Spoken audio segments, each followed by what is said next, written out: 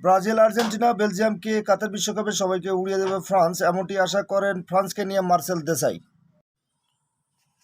ভিডিওটি শুরু করার আগে বলে দিতে চাই, আপনি যদি আমার চ্যানেলে নতুন হয়ে থাকেন অবশ্যই চ্যানেলটি সাবস্ক্রাইব করবেন। ভিডিওটি ভালো লাগলে লাইক দিয়ে পাশেই থাকবেন।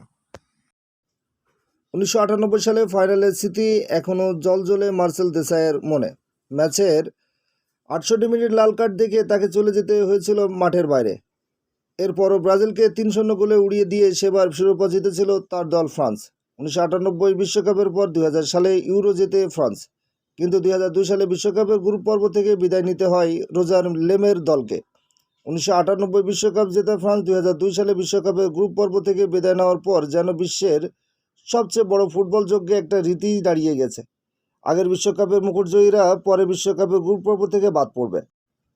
2006 বিশ্বকাপে জেতা ইতালি 2010 সালে এটা হয়েছে। 2010 সালে বিশ্বকাপ জয়ী স্পেনে 2014 সালে গ্রুপ পর্ব থেকে বিদায় নিয়েছে। 2018 সালে জার্মানিও একই দুর্ভাগ্য মেনে নিয়েছে। 2018 সালে বিশ্বকাপ জয়ী ফ্রান্সের এবার কি হবে? একই দুর্ভাগ্য বরণ করে নিতে হবে কি কিলিয়ান এমবাপ্পের, পল পগবাদের ফ্রান্সকে? এমন প্রশ্ন শুনে দেসাই সঙ্গে সঙ্গে বলে উঠলেন না। এরপর ব্যাখ্যা দিলেন সেই দল কেন পারেনি আর এই দলের কি হবে।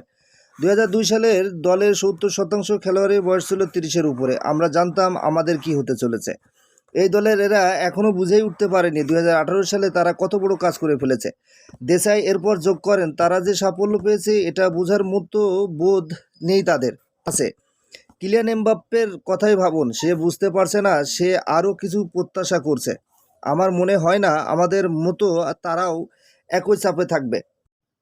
এবারের বিশ্বকাপে ফ্রান্স তাহলে কি করতে পারে বলে মনে করেন দেসাই? উত্তরে দেসাই যা বললেন তার মানেটা এরকম: কাতার বিশ্বকাপে ফ্রান্সের ধারে কাছে যেতে পারবে না কোনো দল। তার কথা, এমবাপ্পে ফ্রান্সের জন্য অসাধারণ একটি অস্ত্র। এখন করিম বেনজেমাও আছে। আমার তো মনে হয় France, Brazil, Argentina, Holland, Belgium সবাইকে উড়িয়ে দেবে। আমার বিশ্বাস ফ্রান্স বিশ্বকাপ জিতবে, এমনটি আশা করেন মার্সেল দেসাই।